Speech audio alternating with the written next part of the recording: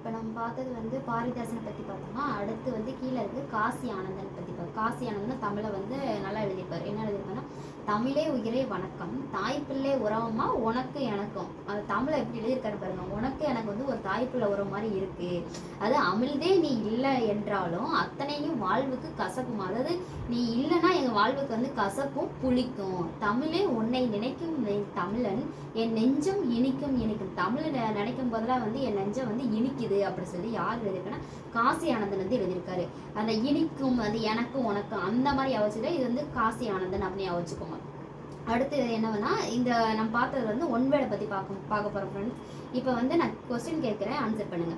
ஏற்ற தாழ்வற்ற டேஸ் அமைய வேண்டும். சமூகம். Okay, very good. நாள் முழுவதும் வேலை செய்து கலைத்தவருக்கு டேஸ் ஆக இருக்கும். அசதியாக இருக்கும். நிலவு பிளஸ் என்று என்பதனை சேர்த்தெழுத கிடைக்கும் சொல் நிலவென்று. தமிழ் பிளஸ் எங்கள் என்பதனை சேர்த்தெழுத கிடைக்கும் சொல் தமிழெங்கள்.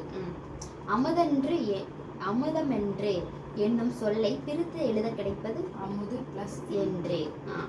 செம்பயிர் என்னும் சொல்லை பிரித்து எழுத கிடைப்பது செம்மை பிளஸ் பயிர். இந்த செம்மை பிளஸ் பயிர், இது வந்து அமுது பிளஸ் என்று.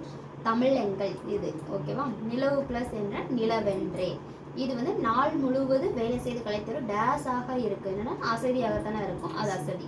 ஏற்றத்தாழ்வற்ற சமூகம் அமைய வேண்டும். ஓகேங்களா. இப்போ அடுத்த பொறுத்துக்க பார்ப்போம்.